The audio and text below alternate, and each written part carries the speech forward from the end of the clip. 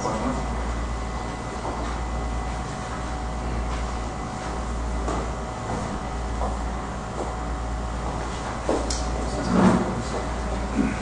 tarde a todos e a todas.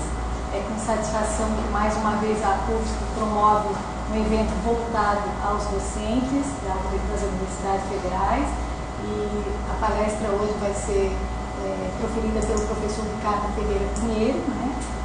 E o Alexandre vai falar um pouquinho sobre o nosso palestrante de hoje. Seja bem-vindo. Bem-vindo, Ricardo, os demais colegas. O professor Ricardo Ferreira Pinheiro é professor da Universidade Federal do Rio Grande do Norte desde 1978.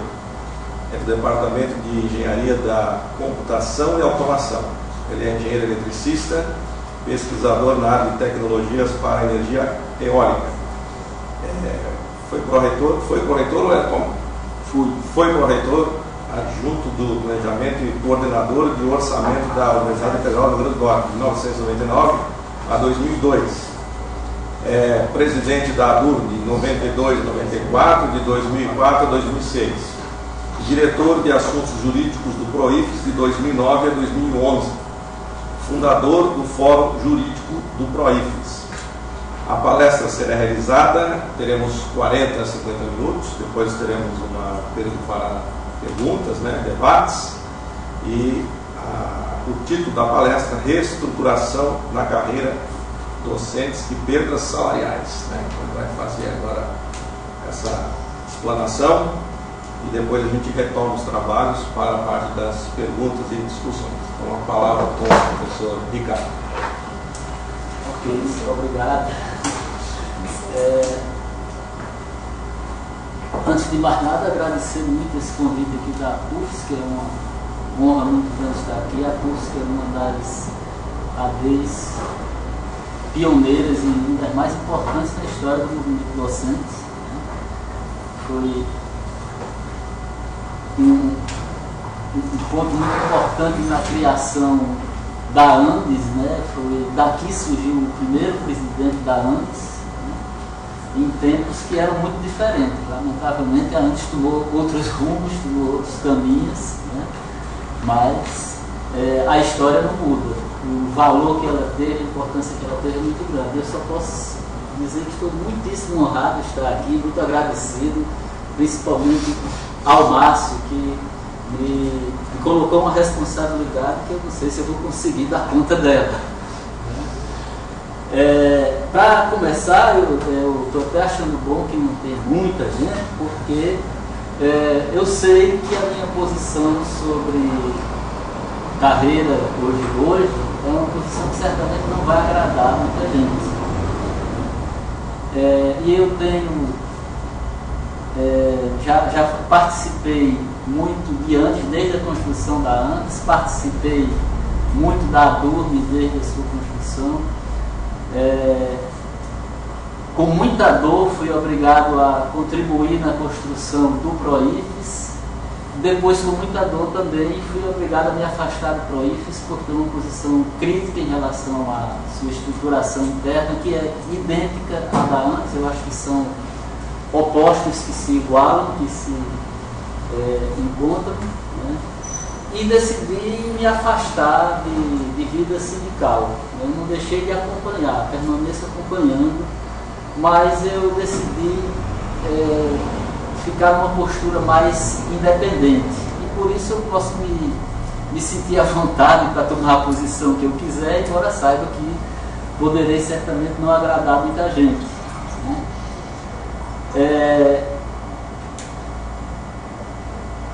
O assunto que está na baila hoje, que é a nova estrutura de carreira, ele não poderia deixar de ser tratado, mas eu gostaria de tratar esse assunto numa perspectiva um pouco mais histórica. Eu entrei no movimento docente participando das discussões sobre carreira no tempo do ministro Eduardo Portela, em 1980, quando a gente ainda estava organizando as ADs, e fizemos aquela greve de 1980 ainda sem termos uma entidade nacional, e foi um momento assim, de grande importância para a gente. Então, eu não consigo olhar para uma carreira hoje, para uma estrutura de carreira, sem pensar em todo esse histórico passado e sem pensar também naquilo que eu acho que é a minha concepção de universidade. Então, eu vou começar falando, eu chamei aqui de preocupações históricas sobre a carreira docente. Na verdade, isso aqui eu pensei algumas coisas de um trabalho que eu fiz a pedido do pessoal da ABUFEP há 2 anos atrás, para falar com professores aposentados e aposentáveis, né, sobre a situação de segurança jurídica do servidor público. E eu achei que muitos desses aspectos encaixavam bem para a gente falar sobre a nova estrutura de carreira. Então eu vou primeiro falar um pouco sobre esses aspectos mais ou menos históricos, para depois chegar na questão da reestruturação da carreira. E dizer também que eu pensei pontos que eu acho que merecem ser estudados, que nós do movimento docente deveríamos, o movimento sindical do setor público deveríamos estudar com muita profundidade, mas não foi um estudo profundo que eu fiz. Eu pensei alguns aspectos apenas para tentar montar, construir uma determinada linha de pensamento. Então eu vou falar um pouco sobre essas perdas salariais históricas, né, para depois falar sobre a carreira docente recentemente reestruturada. Né. Esse tema das perdas salariais históricas, né, ele vai ser apresentado tendo como referência aspectos da segurança na carreira docente pública, envolvendo as relações de emprego com o Estado, a segurança jurídica quanto a direitos adquiridos. Aliás, essa parte eu sempre me envolvi muito disso. Eu fui responsável, desde que a ADURN se envolveu com as questões jurídicas, eu fui responsável pela parte jurídica na ADURN.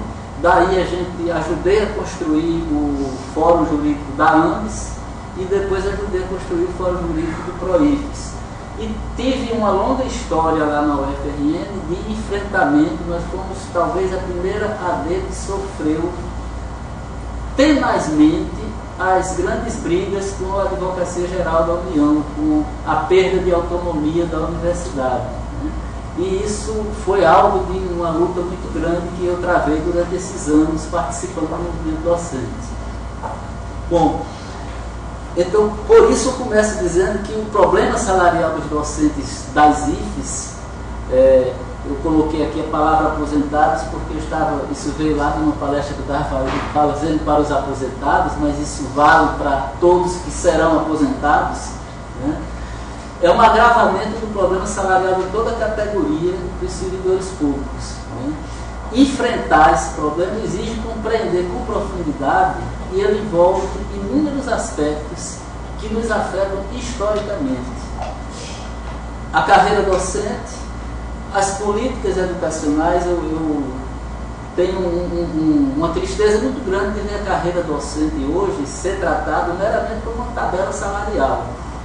Não há um tratamento de contextualizar, de sistematizar isso aí, as políticas educacionais, as relações de trabalho entre o Estado e o trabalhador servidor público e especificamente os docentes, né? Assim como as influências e métodos do aparelho de controle público. Aqui é uma forma de fazer uma referência à AGU, CGU, Tribunal de Contas, que estão tendo uma postura de ingerência violenta e prejudicando enormemente as pessoas e deturpando a própria qualidade do serviço público, né? Com posturas inadequadas, eu considero, né? E a própria organização política da categoria docente. Eu acho que nós, nesse momento, estamos vivendo, né, nós docentes, um momento bastante complicado, porque nós não temos realmente uma entidade representativa da categoria docente perante o nosso interlocutor, que é o governo federal.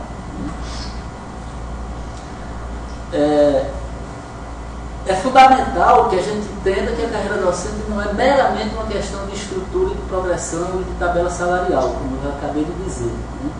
O assunto envolve aspectos políticos. Uma clara definição do que se espera do papel do professor e da autonomia intelectual que lhe deve ser dada.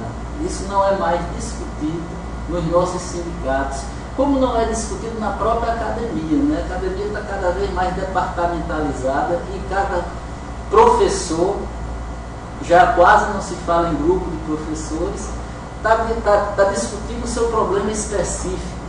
E a questão trabalhista passa como algo que não fosse de interesse, não fizesse parte dessa relação.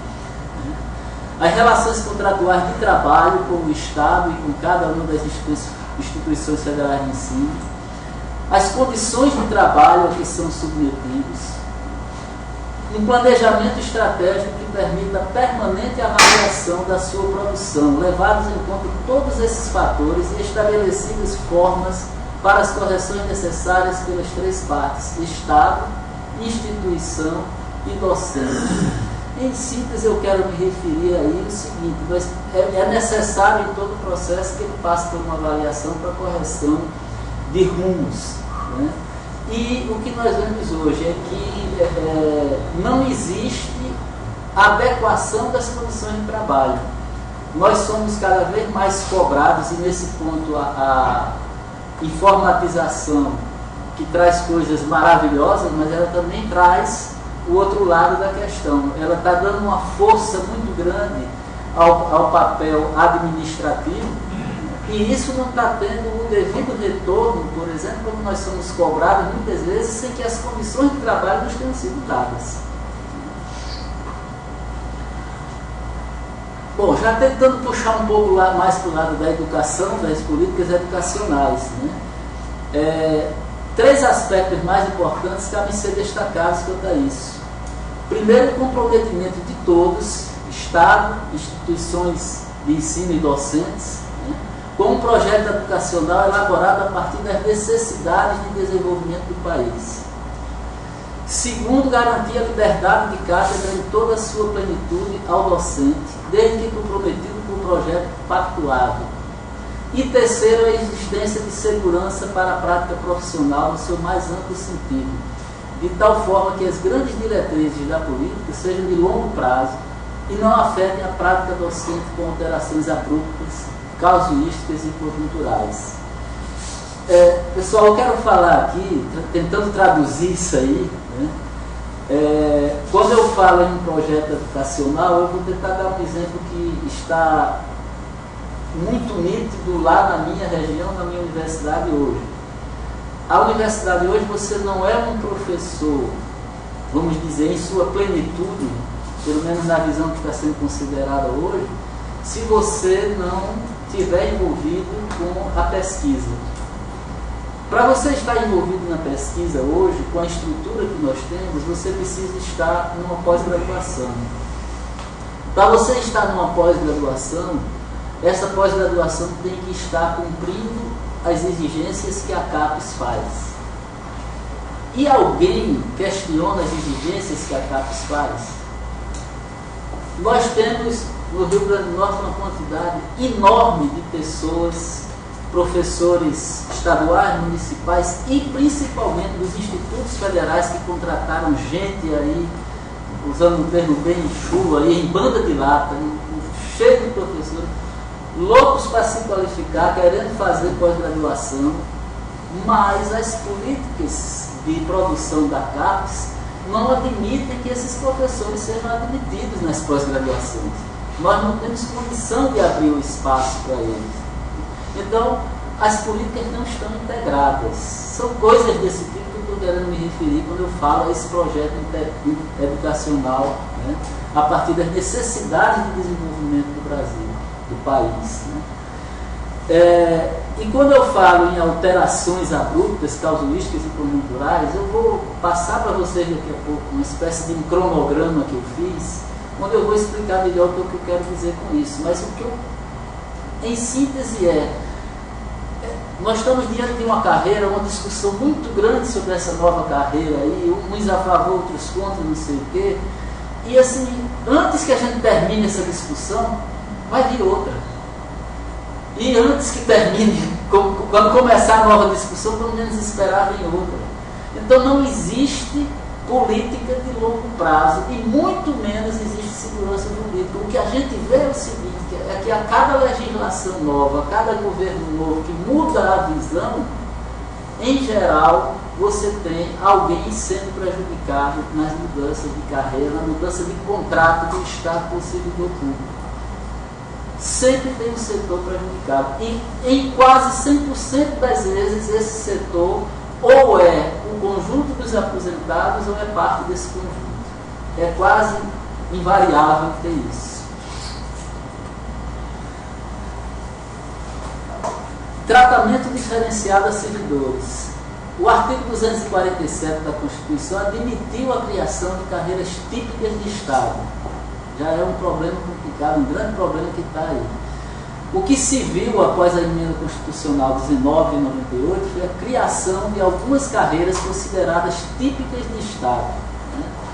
Tais carreiras valorizaram os servidores cujas atividades contribuem para o aumento da arrecadação do Estado, combate à corrupção, etc., menosprezando os servidores que exercem atividade na área social, aqueles que lidam diretamente com os interesses, o atendimento e as necessidades imediatas da sociedade. Então nós já temos, dentro do próprio regime jurídico, dentro do estatuto do servidor, diferenciação de tratamento entre servidores.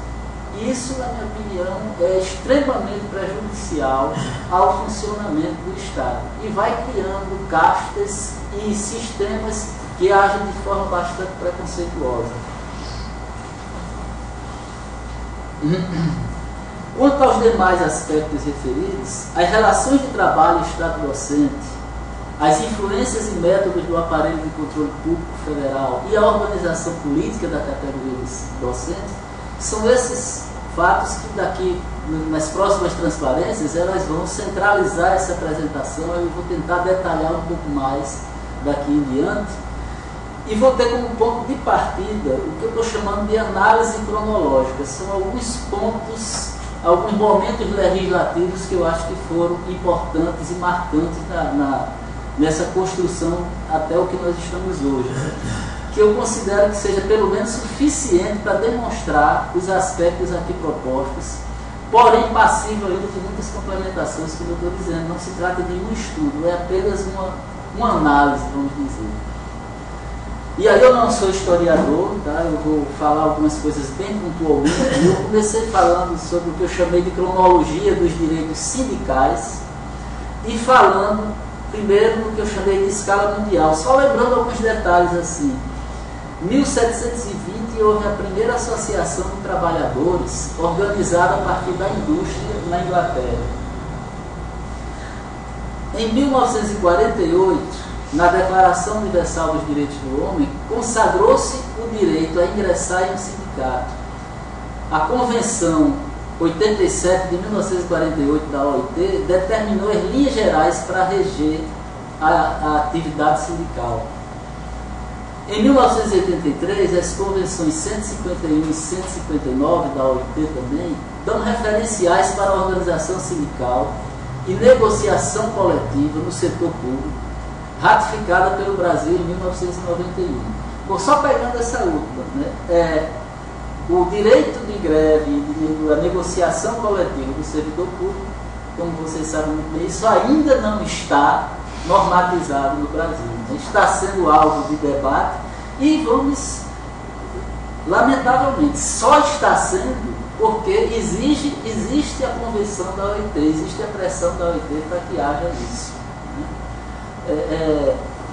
Eu estava conversando com o Márcio hoje, falando a questão da empregada doméstica. A escravatura terminou oficialmente em 1988. E, no entanto, nós estamos em 2013. Por exigência da OIT também, a empregada doméstica passou a ser considerada uma trabalhadora igual às outras, um empregado doméstico, generalizando, né? E a sociedade está sofrendo um abalo por causa disso. A discussão e preconceitos e uma série de coisas envolvidas nisso em 2013. Alguns destaques na escala nacional. Em 1891, a Constituição Republicana admitiu a Associação de Trabalhadores para fins pacíficos. Associação. 1934, a Constituição permitiu a sindicalização, foi seguida pelas Constituições de 46, 67, 69 e 88. Bem entendido, a sindicalização dos trabalhadores que não eram do serviço público. Em 1937, a Constituição do Estado Novo ampliou o direito do trabalho, mas o Estado passou a interferir fortemente na vida sindical, controlando-o através do Ministério do Trabalho, a era do Sindicato Único. Eu considero que nós ainda estamos vivendo essa era, e acho que um dos grandes problemas, o nosso grande conflito no movimento docente está sendo isso. Nós estamos vivendo uma estrutura que ainda não saiu na mentalidade dos nossos líderes sindicais que estão aí conduzindo o movimento docente, aí, se considerando líderes do movimento docente. Ainda estamos vivendo a era do Estado Novo, a era do Sindicato Único. Em 1967, a Constituição Federal aplicou a CLT ao servidor público, mas com restrições, como, por exemplo, em relação ao direito de sindicalização e de greve. Em 1988, a Constituição assegurou a liberdade de associação aos servidores públicos e ampliou em alguns aspectos, dando a liberdade de associação, dando o direito à sindicalização, a estabilidade ao dirigente sindical e o direito de greve. Em 1989, a Lei 7.783 regulamentou o direito de greve dos trabalhadores, mas até hoje essa regulamentação não foi feita para os servidores, né? Que é isso que está em discussão. O governo até já mandou um projeto para o Congresso, mas a coisa não anda, né? 2002, o mandato de injunção 485 aplica a Lei 7.783/89 aos servidores públicos. Mas mesmo assim, a decisão do Supremo sobre esse mandato de injunção restringiu a aplicação, não é total essa aplicação, não é equivalente. Bom, falando agora um pouco de relações de emprego e Estado servidor. Eu comecei me referindo tomei como base de referência o primeiro Estatuto do Servidor Público, a Lei 1711 de 1952, que propôs-se a dar uma organização, mas ali mesmo ela já admitia a contratação via CLT. Dava estabilidade com 2 anos, né? E até para o pessoal da CLT também tinha estabilidade, mas somente depois de 5 anos de serviço.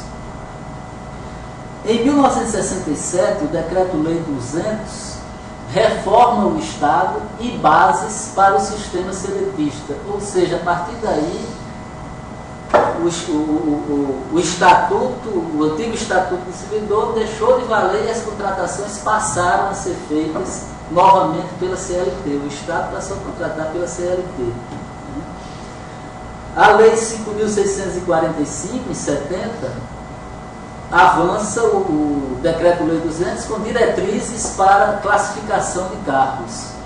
E em 74, a Lei 6185 restringe os novos vínculos empregatícios somente pela CLT. Em 74 também o Decreto-Lei 1341 decreta a implementação gradual do plano de cargos, carreiras e salários. Bom, um fenômeno importante que aconteceu ali, os servidores que eram do chamado antigo Estatuto da Lei 1711, regidos pela Lei 1711, eles foram estimulados a abrir mão dos seus direitos de estatutários e passar para a CLT. Então isso lá na frente a gente vai ver que foi uma grande armadilha que foi armada contra esses servidores. Em 1988, a Constituição Federal estabelece regime unicista de emprego no setor público, sem defini-lo. A definição veio em 1990 com o regime jurídico único, a Lei 8112, né, que estabelece regime unicista para o Serviço Público Federal, absorve estatutários ativos e aposentados da Lei 1752, mas exclui os aposentados pela CLT. Vejam aí, para mim isso é o ponto mais cruel da história da relação de emprego do servidor público no Brasil. Com o fim do antigo estatuto, no início dos anos 70, e a volta do Estado a contratar pela CLT, como eu disse a vocês, houve um estímulo aos servidores para eles deixarem de ser estatutários e serem contratados pela CLT. Ganhava-se, quem tinha licença-prêmio recebia em dinheiro em dobro para abrir mão, né?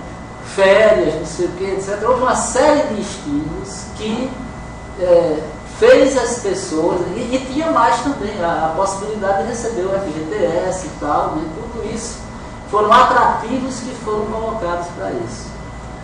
Grande parte desses servidores, quando chegou em 1990 com o regime jurídico único, estava aposentado.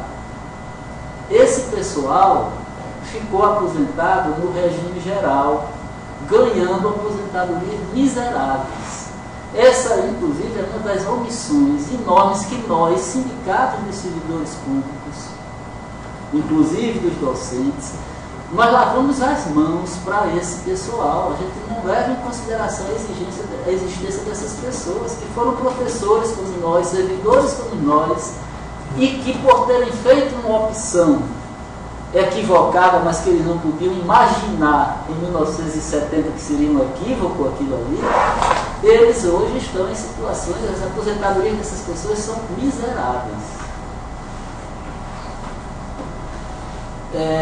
1987 veio um momento muito importante do movimento docente, que foi a isonomia salarial, né, através do PUPS, numa conquista que nós tivemos numa greve, né, em 1987.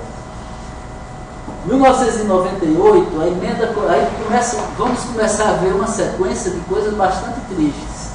A emenda constitucional 19 quebra a unicidade, aí começa a vir a possibilidade da contratação pelo emprego público. Eu esqueci de colocar nesse aí também o momento, e eu acho que é importante incluir isso hoje, em que começou a vir, e foi no início da década de 90, né, a terceirização de determinados serviços no setor público. São duas coisas extremamente complicadas com o que nós estamos convivendo hoje. Tá?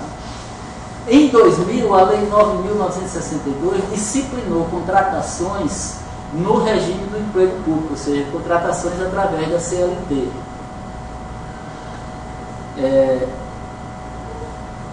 Bom, esse conjunto de coisas são gerais para todos os servidores públicos, né? Essa questão de terceirização e de contratação pelo emprego público, pela CLT, o que eu vejo, e aí eu estou falando muito restritamente do que eu acompanho na minha cidade, lá em Natal, nas minhas coisas, mas eu suponho que seja uma coisa geral. O que eu tenho visto aí, as contratações no setor público, e aí não é só o federal não, né, em todos os setores, inclusive o federal, pela CLT, são um jogo de mercado, é um jogo político. A ponto de que, além de não existir concurso, as pessoas são contratadas baseadas em apresentação de currículo e de indicações. É colocado no edital. Tem que vir indicações de pessoas. E aí, quando você vai ver, é tudo, as indicações são em cima de padrinhos políticos e etc. Né? Quando você passa para dentro da universidade, para o serviço terceirizado, aí, senhores, a complicação é grande. As empresas terceirizadas que trabalham no setor público, elas mudam com muita frequência porque elas quebram as regras e os contratos são desfeitos, não sei o quê. Mas os funcionários não mudam, são sempre os mesmos. Né? E quando você vai ver determinados setores da universidade que estão relacionados com a contratação daquelas pessoas, estão diretamente ligadas na política da universidade, no emprego de parentes e de pessoas, no favorecimento de amigos, não sei o que, coisa e tal. É moeda de troca. A contratação dos funcionários da empresa terceirizada é moeda de troca dentro da universidade, dentro das pessoas do quadro. As empresas terminam que aparecem meramente como fachadas, porque há uma negociação com a própria instituição sobre as pessoas que vão ser contratadas. A própria instituição não, com pessoas da instituição. Bom, aí vamos agora tentar puxar a coisa de servidor público para docentes mesmo. Vamos voltar a 1952, né? Teve o Estatuto, a Lei 1711, que incluiu os docentes, evidentemente. 1965, a Lei 4.881-A foi chamada de Estatuto do Magistério Superior, aquela lei que basicamente foi a primeira carreira que nós, professores universitários, tivemos, né? E que tinha lá a figura de catedrático, etc., por aí. 1968, a Lei 5.539 altera esta lei. Em 1980, aí nós tivemos a Lei 1820, de 11 de dezembro de 80, que veio com uma carreira do magistério superior, que depois foi regulamentada, detalhada pelo decreto 85.487, né? Que é aquele momento histórico quando nós já estávamos no final da ditadura, organizando o movimento docente, e o ministro Eduardo Portela resolveu fazer uma discussão para reestruturar a carreira. O resultado disso é que, antes que a carreira saísse, ele já não era mais ministro, porque ele estava ministro, né? Aquela frase famosa que ele usou. Né? E a lei 1820 terminou vindo goela abaixo do jeito que o regime militar quis. Né? Ali nós tivemos algumas discriminações. Haviam os professores colaboradores, que era grande a quantidade, porque não abriam concurso, não abriam vagas nas universidades, então as universidades estavam cheias de professores colaboradores. Né? Esses professores foram absorvidos para o quadro. Né?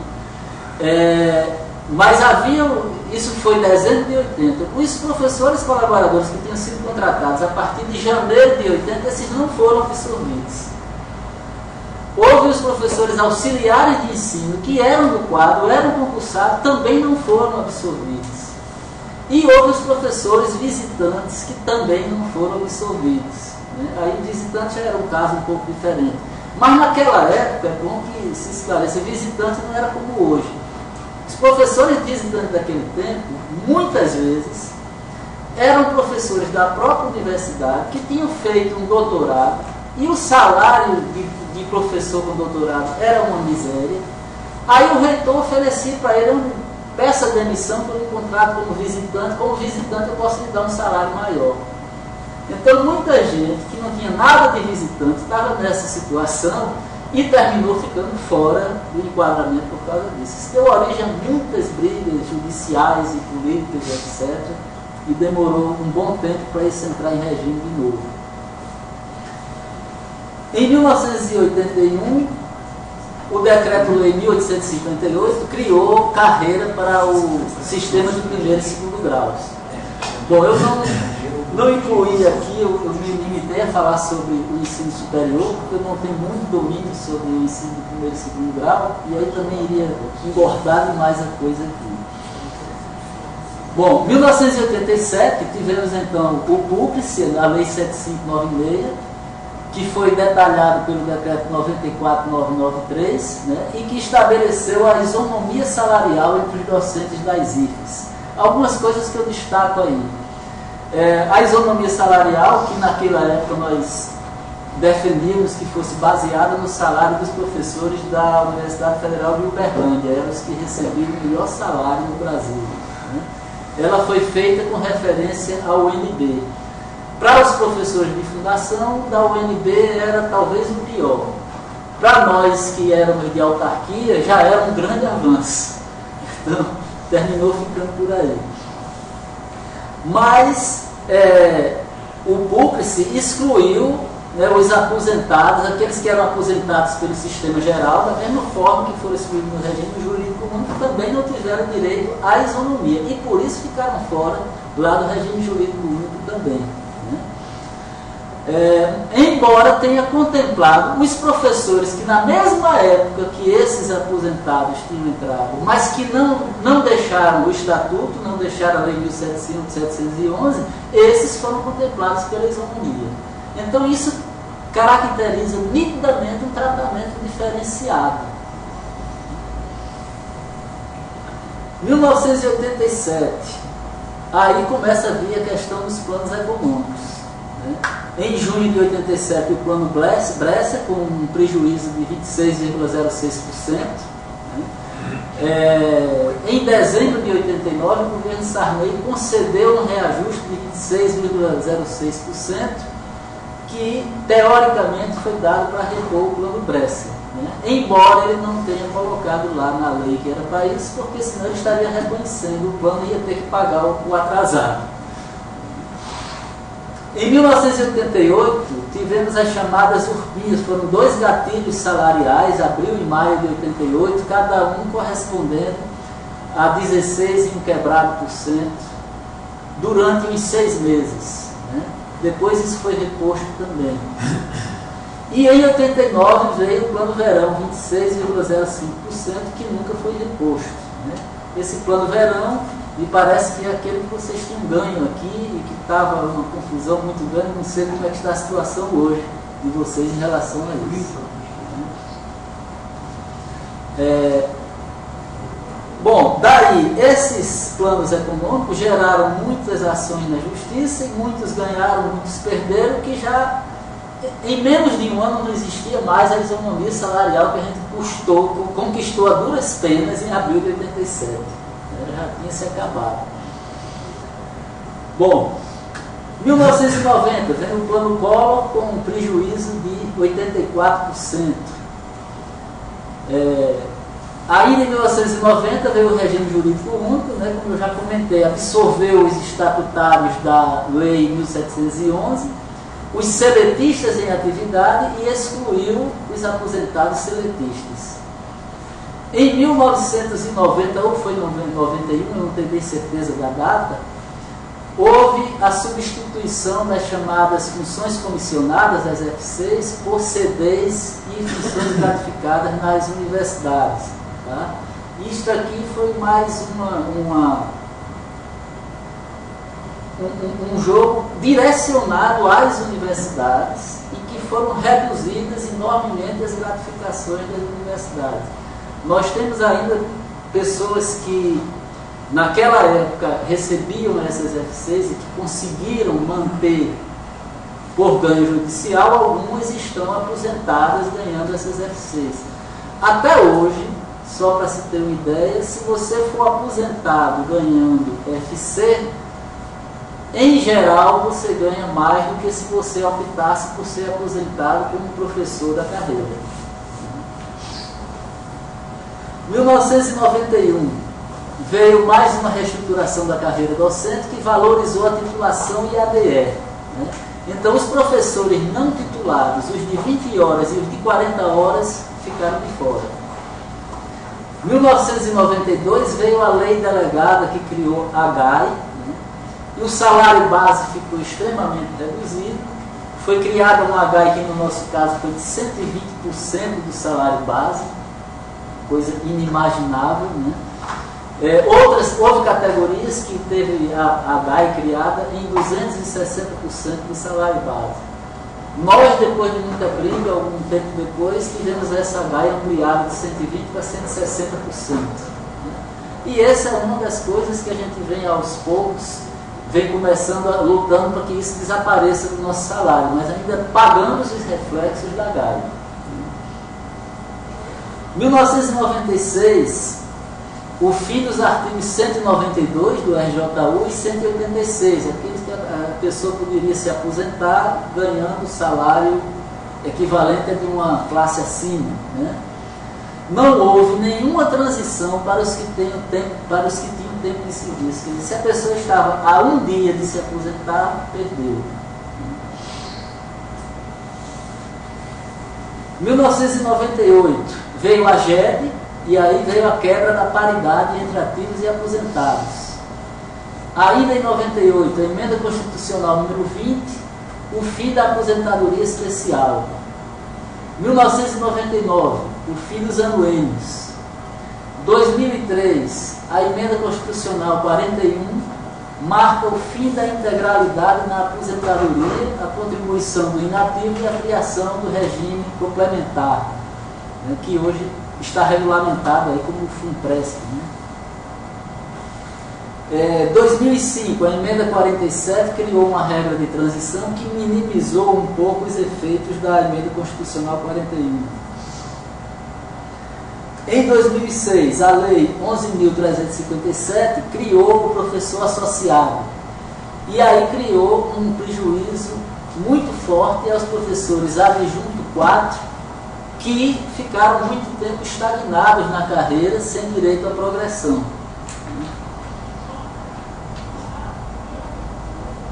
Aqueles que não estavam aposentados ainda estão tendo alguma chance por aí posteriormente. Os que já estavam, esses estão completamente prejudicados.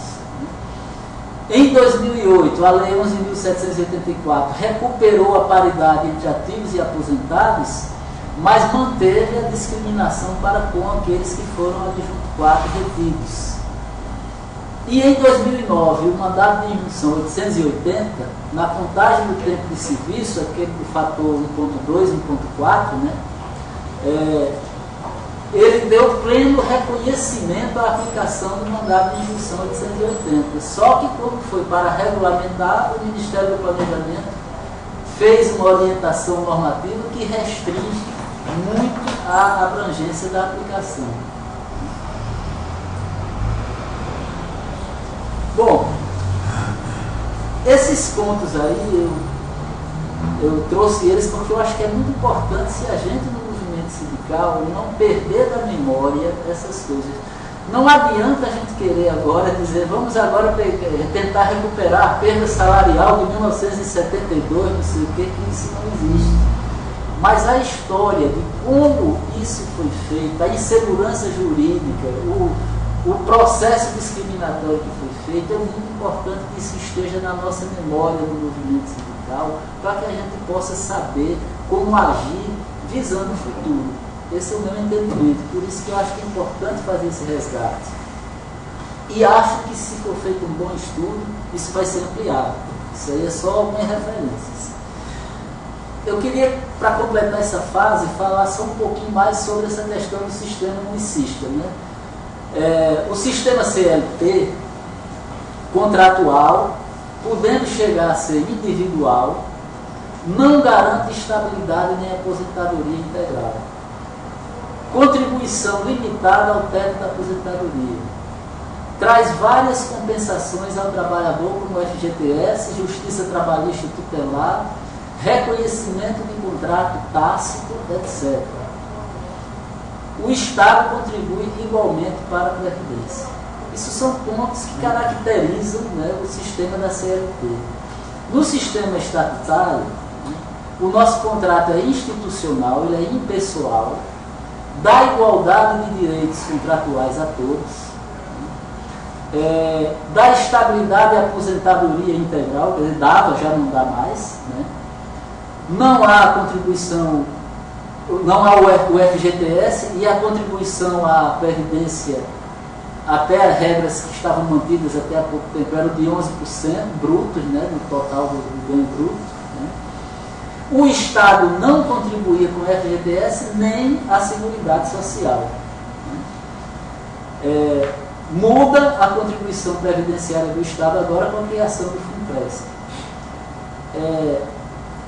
Aí vem a pergunta, eu tenho muitos colegas, essa discussão é bastante rica, assim, que dizem, não, eu como trabalhador, eu prefiro ser seletista, que tem suas vantagens realmente.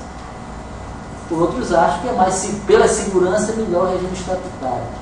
Eu não estou olhando por um lado, não estou olhando pelo lado do trabalhador. Se a gente olhar pelo lado do Estado, por que o Estado tem que adotar o regime seletista? Qual é a realidade que nós temos com as terceirizações, conforme eu já pensei hoje? Então, eu considero que a adoção, a quebra da unicidade de contratações pelo Estado, eu acho que ela é extremamente prejudicial ao Estado.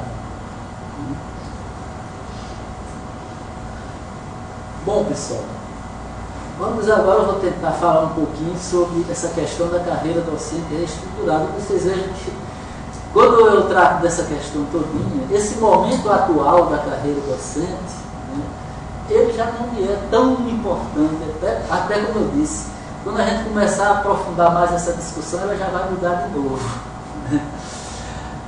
Mas nós temos aí, a partir de 1º de março de 2013, né, a carreira de magistério superior no Plano Único de Classificação e Retribuição de Cargos de Emprego, do CUPS, passa a pertencer ao Plano de Carreiras e Cargos de Magistério Federal, a Lei 12.772/12. Isso aqui é uma coisa bem particular já para definir uma posição minha. Eu considero, e sei que a grande maioria certamente pensa diferente de mim, que essa nova carreira é um grande avanço.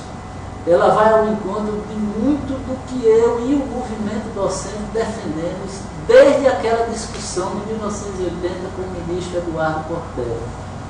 Em muitas questões, nós estamos finalmente apontando para convergir para aquilo que a gente defendia naquela época.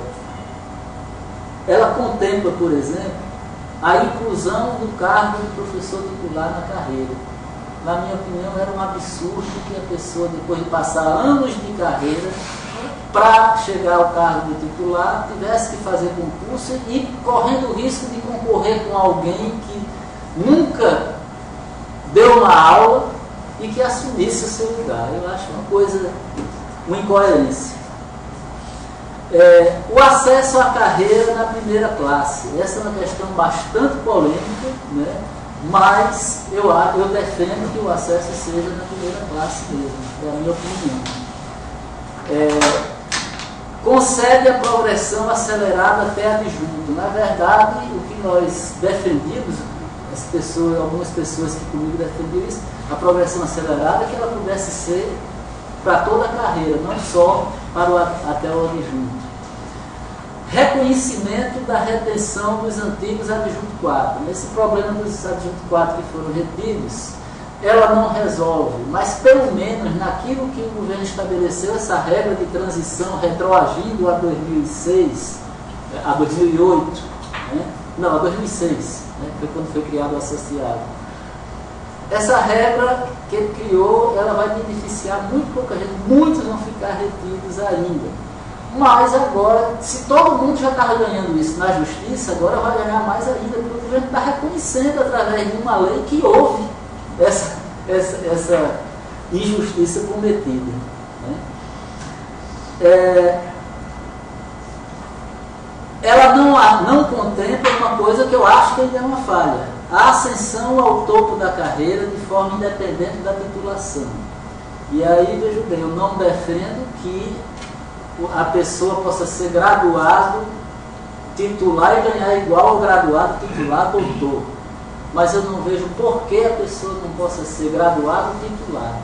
Porque eu conheço muito professor graduado, bom, que merecia ser titular, que tem uma visão de instituição, uma visão de educação e até envolvimento com pesquisa, muito mais do que muito doutor que eu vejo por aí hoje em dia. Entretanto, a titulação está passando assim como se fosse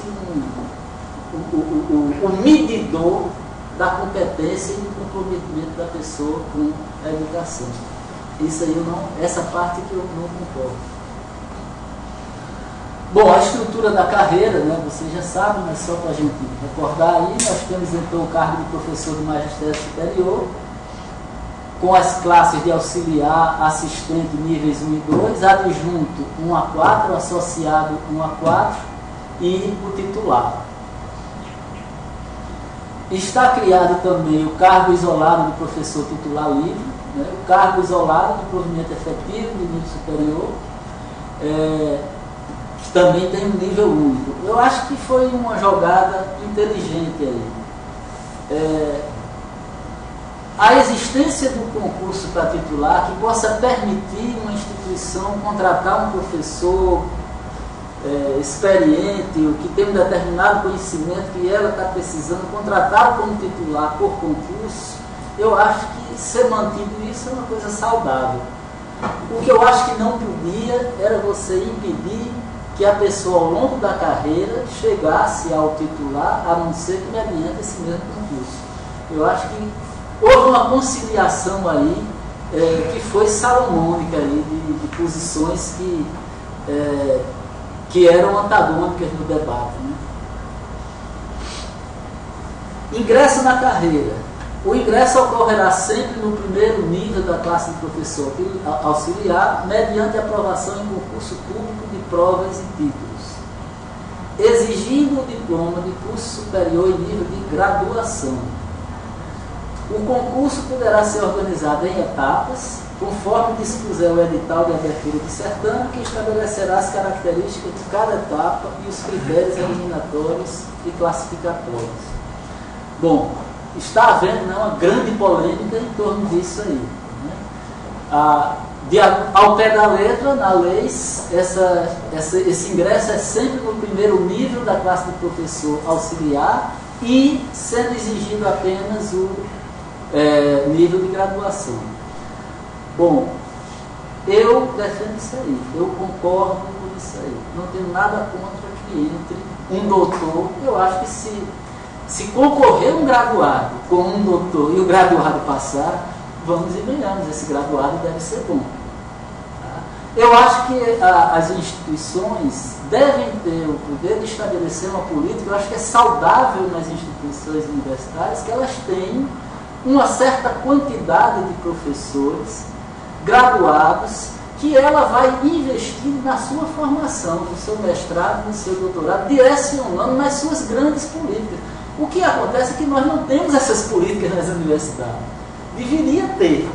E se tivesse, iríamos ter um corpo que a gente fosse preparando, visando o futuro da universidade. A universidade de daqui a 10 anos, de daqui a 15 anos. Né? Então, como não existe essa política, talvez isso deturpe um pouco o entendimento.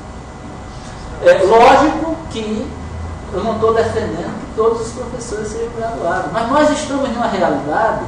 A UFRN hoje tem 80% de doutores.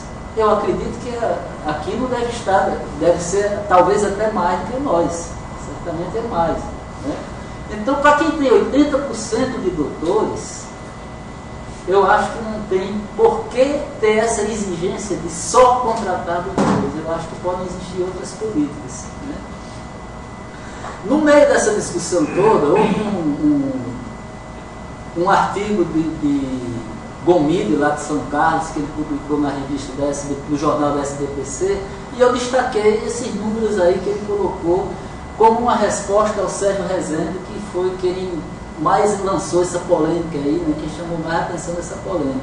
E ele mostra o seguinte: o auxiliar um graduado, ele entra ganhando R$ 3.594. Se ele for doutor, ele vai ganhar R$ 4.455 a mais, ele vai entrar com um salário de R$ 8.000. Então, esse discurso de dizer que entrar no início da carreira, que a exigência seja um diploma de graduado, isso vai desqualificar a universidade, esse discurso não se justifica. Há um estímulo significativo para a contratação do doutor. E esse doutor aqui, com esse salário, ele vai estar ganhando mais do que o doutor adjunto estava ganhando no ano passado. Ele ainda faz esse ensaio aqui, que as pessoas passem do estágio probatório. Quer dizer, quando a pessoa passa do estágio probatório, se for graduado, ele vai para auxiliar 2, ganhando R$ 4.014. Se for doutor, ele já passa para adjunto 1, ganhando R$ 10.007, com uma diferença de praticamente R$ 6.000. Então eu realmente concordo com o Gomide. Eu acho que não está havendo muita celeuma, talvez até aí, da parte de alguns colegas que eu vi tratar desse assunto do meu departamento. Eu acho que tem mais uma visão preconceituosa nessa história. Falta olhar para a carreira, olhar para a nossa história de uma forma mais sistêmica, para entender melhor isso e compreender. Isso aí é a minha visão. Bom, Requisitos para ingresso no concurso público, né? No caso do titular livre, né? O título de doutor, né? E 20 anos de experiência ou obtenção do título de doutor, ambos na área de conhecimento exigido no concurso. Observação: o concurso público consistirá de prova escrita, prova oral e defesa do memorial. Bom, as informações que a gente tem recebido aí mais recentemente, vindas das discussões com o governo, é que essa exigência de 20 anos o governo está pretendendo flexibilizar, né? Tem havido queixas de que é muito tempo. Progressão e promoção, né? A progressão se dá dentro de uma mesma classe. É o que a gente chamava antigamente de progressão horizontal, né? São requisitos cumulativos: o cumprimento do interstício de 24 meses, né? A aprovação e avaliação de desempenho. O MEC vai publicar uma regulamentação básica aí para isso.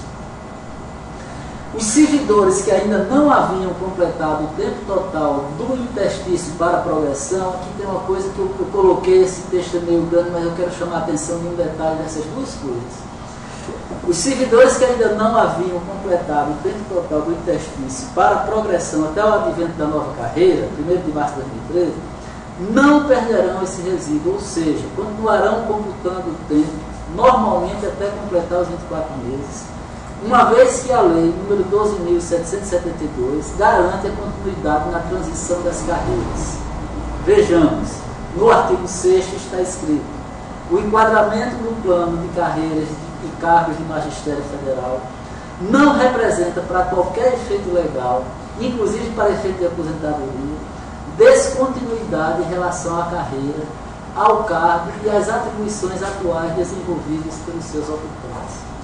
Gente, isso está na lei, é muito bacana, e eu tomara que não exista nenhum problema por isso. Eu não quero ser aqui advogado do diabo e complicar. Mas quem está vivendo a universidade hoje, quem está acompanhando o que vem acontecendo no Serviço Público Federal, sabe que existe um tal de Tribunal de Contas da União, uma tal de CGU e uma tal de AGU que não concordam com isso. E existe uma decisão do Supremo Tribunal Federal dizendo que não existe direito adquirido quando há mudança de regime jurídico. E pode ser interpretada que essa mudança de carreira foi mudança de regime jurídico. Então pode dar confusão. Isso é uma tentativa que os negociadores fizeram de tentar garantir isso aí. E esperemos que o Tribunal de Contas, a AGU ou a CGU, não criem problema por isso. Mas não é uma garantia, não.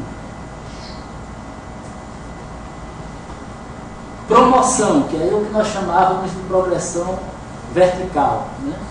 Para a classe de assistente, aprovação em processo de avaliação de desempenho, né? Virão diretrizes do MEC.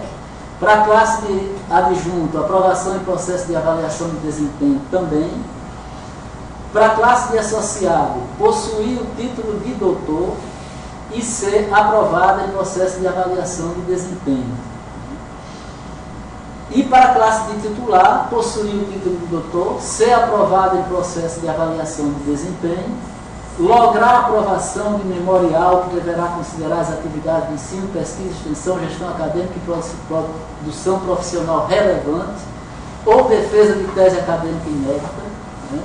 Então são os critérios que estão colocados para a ascensão. Para a aceleração ela pode se dar da classe de auxiliar para a de assistente, né? Mediante a apresentação da titulação de mestre, somente depois de passar pelo estágio probatório.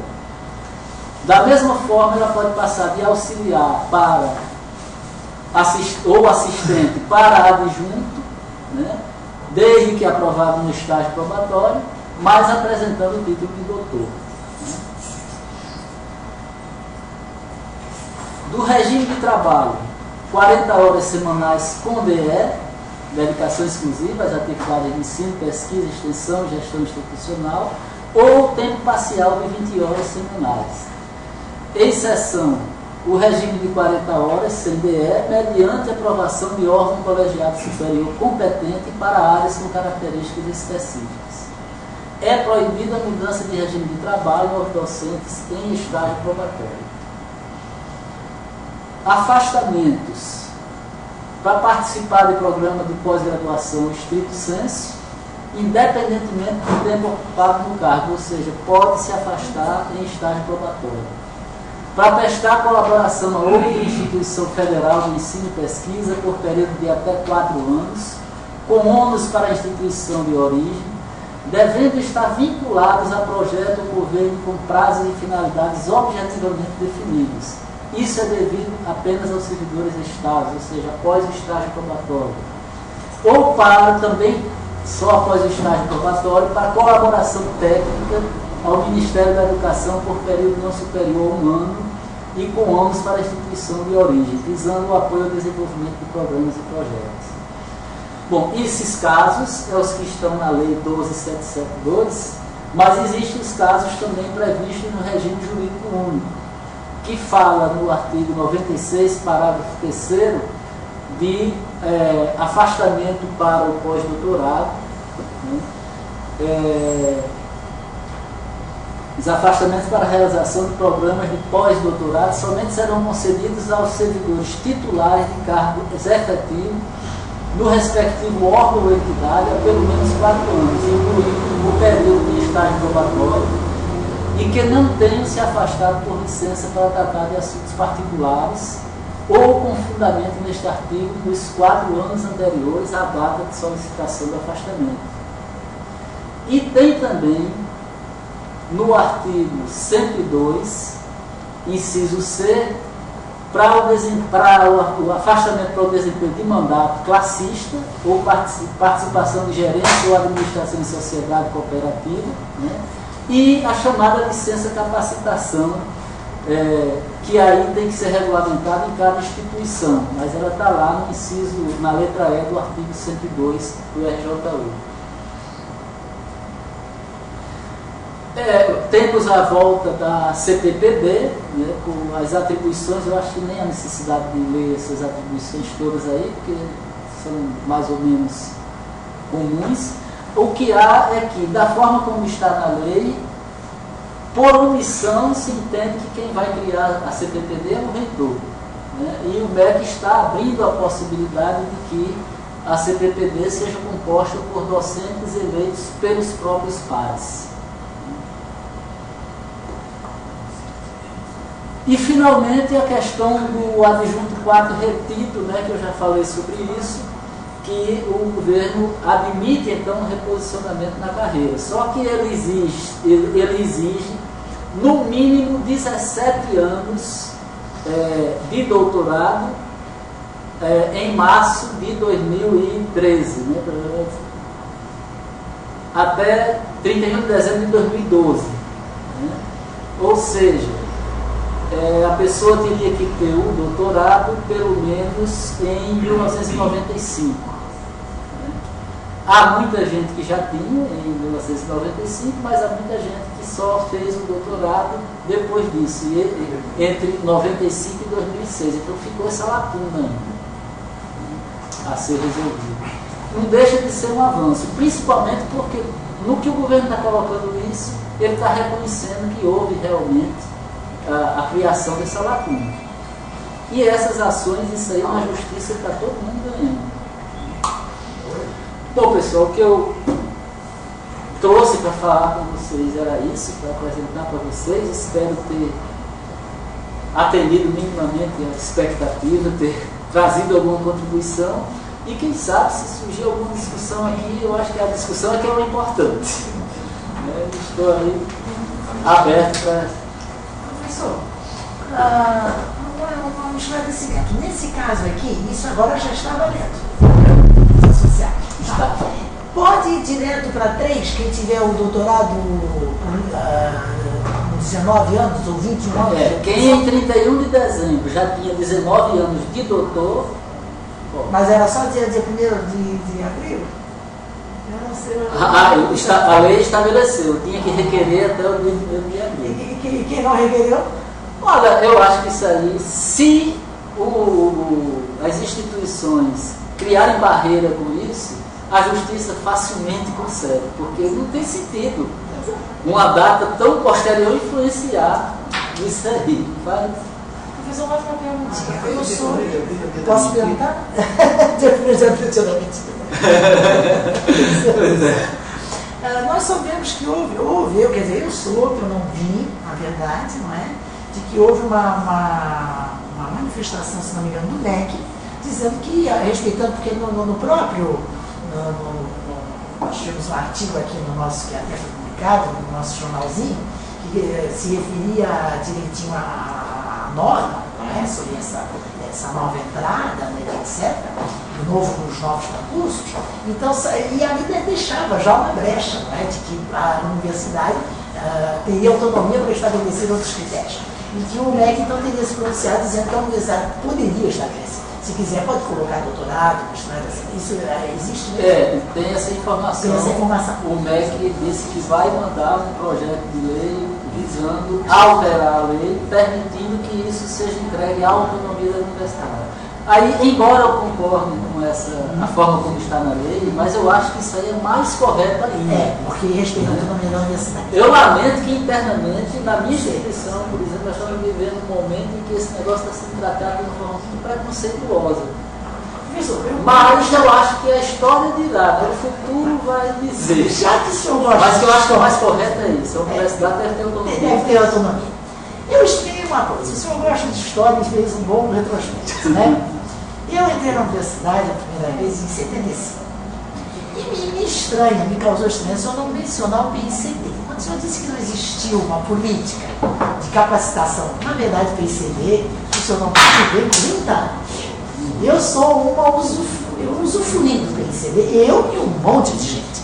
Nós fomos mandados para fora, nós fizemos os nossos doutorados graças ao PICD. Então, foi de capacitação, não é? Era para ter funcionado 25 anos, na verdade funcionou 30 anos. Eu vou lhe ser franca, eu não concordo com a sua opinião. Porque não é por preconceito, eu acho desnecessário.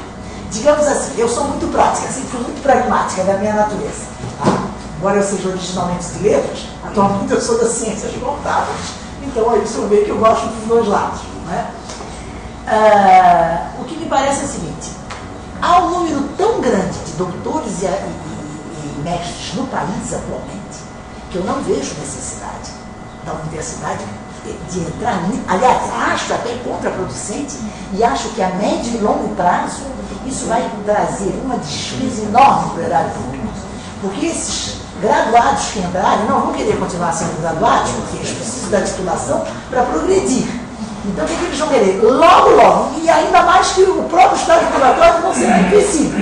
Então, eles vão entrar, provavelmente no ano seguinte, eles já vão pedir para sair para fazer doutorado ou mestrado, etc. E, digamos assim, isso vai ser um custo enorme. A universidade terá que contratar substitutos para colocar no lugar daqueles que passaram. Não é? Eu não vejo a necessidade disso ser feito. Porque eu acho que o número de mestres e doutores no país aumentou muito. O senhor falou que na nossa universidade são 80%. Aqui no nosso, mais ou menos isso, se duvidar até mais, não é? E há casos em que é quase 100%. Então, eu não vejo necessidade. Esse é o... sabe? Então, eu acho que já houve uma política de formação, não é? E acho que poder-se-ia, inclusive, fazer uma nova política, dando a entender, digamos, os pós-doutorados, etc., poderiam ser mais cuidadosos, não se precisaria deixar sair todo mundo, vamos ver se realmente precisa, que área vai fazer, né, dentro da sua área, etc. Mas realmente eu acho que desnecessário. É esse o momento. E só queria lhe dizer uma coisinha. A CPPD, na nossa universidade, sempre existiu. Sempre funcionou. Que eu saiba, desde que eu entrei. Eleita pelos pares. Não é? Eleita pelos E pares. eleita pelos pares. Sempre foi assim. Outra coisa que o senhor falou, que talvez se aplique lá e não se aplique aqui. Não é? Como eu sou bastante antiga, no meu departamento eu já sou decana, nós sabemos que os nossos visitantes, por exemplo, eram sempre estrangeiros. Em geral eram estrangeiros. Ou de outras universidades, mas em geral eram estrangeiros. Então nós nunca tivemos esse caso, sabe? Eu não me lembro, pelo menos, Pode ter ocorrido um ou outro, mas deve ter sido uma grande exceção. Porque aqui na nossa universidade eram sempre estrangeiros que vinham como visitantes. Né? Muitos até depois foram realmente absorvidos e ficaram como titulares. Isso aconteceu. Né?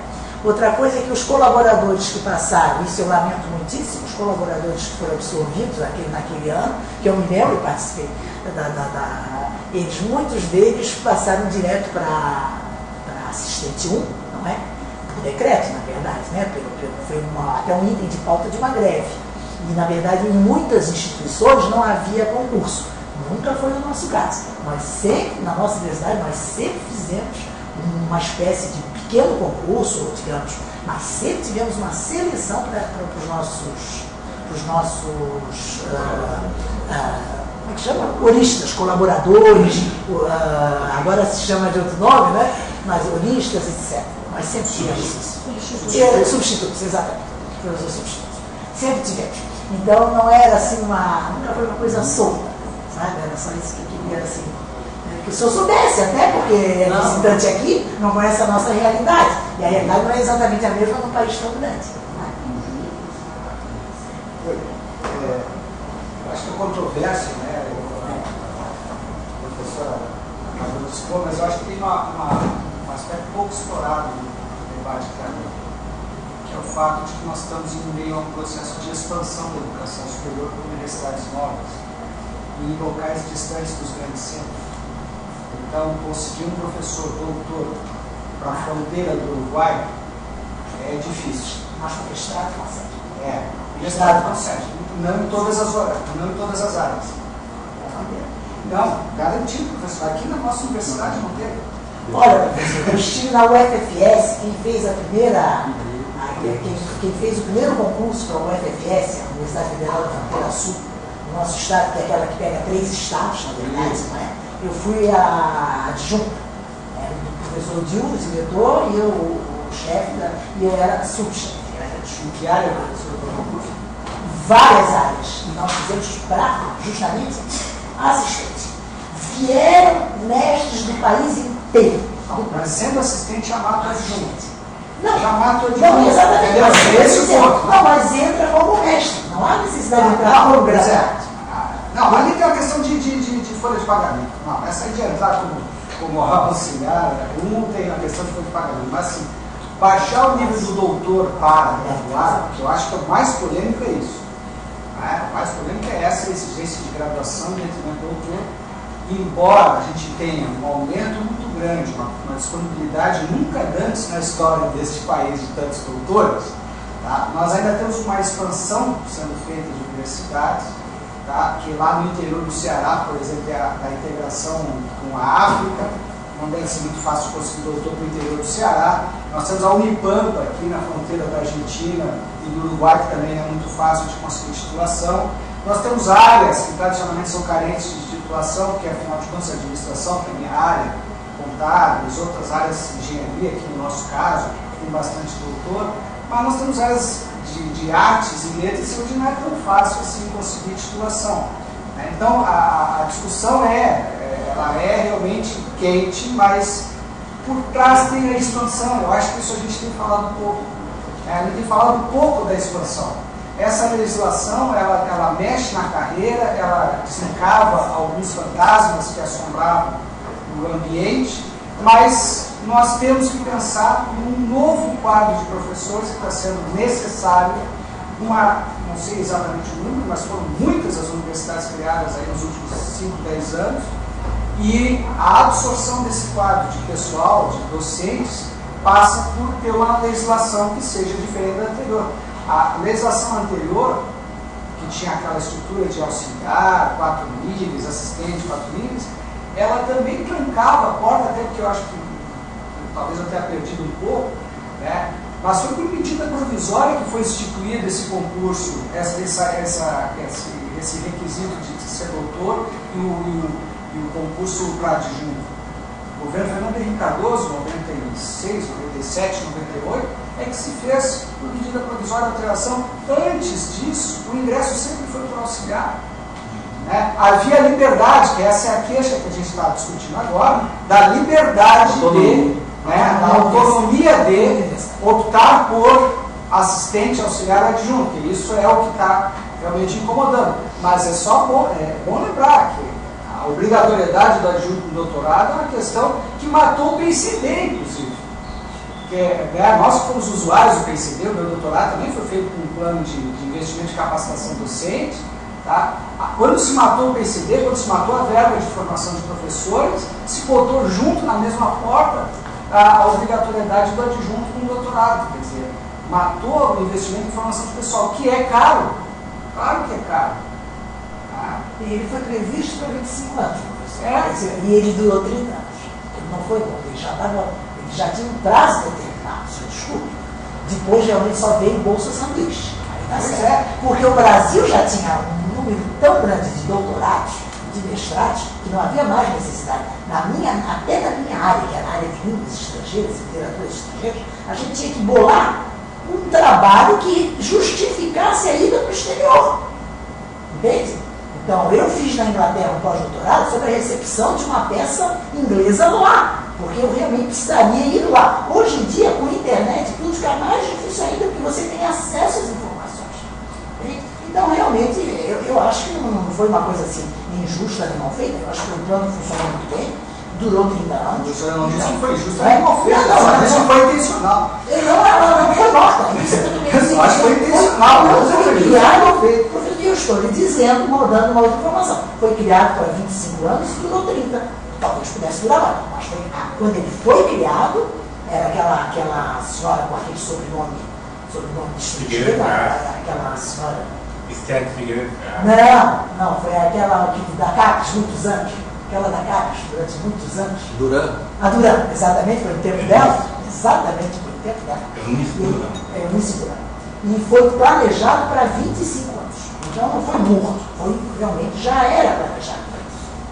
Eu concordo com o senhor numa coisa, realmente, e já disse, né, a autonomia é fundamental. Porque cada universidade sabe disso.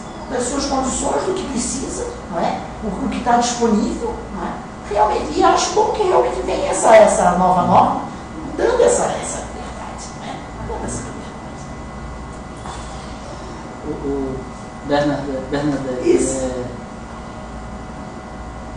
eu acho que eu vou concordar com você, não vou discordar não. Vamos tentar debulhar um pouco isso aí,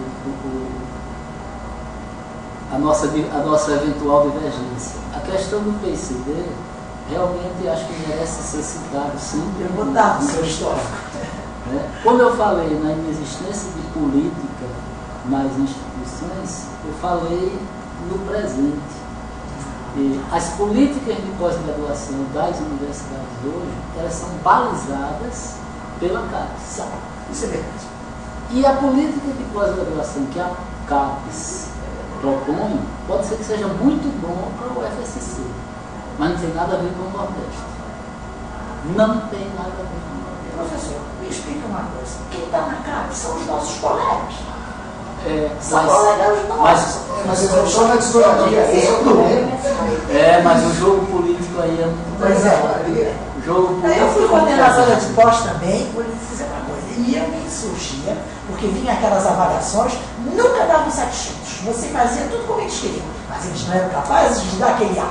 No ano seguinte, sabe, aí você fazia tudo como eles queriam, também não estavam satisfeitos. O que realmente a CAPES quer é praticamente impossível de você atingir. Né? Eu acho que a CAPES é um feudo, né? É um feudo. Então tem um setor que está mais avançado do que outros e vai sempre procurar esticar mais a corda para que os outros nunca alcancem. Nunca alcancem. A história eu acho que é essa. A questão do custo da pós-graduação dos professores.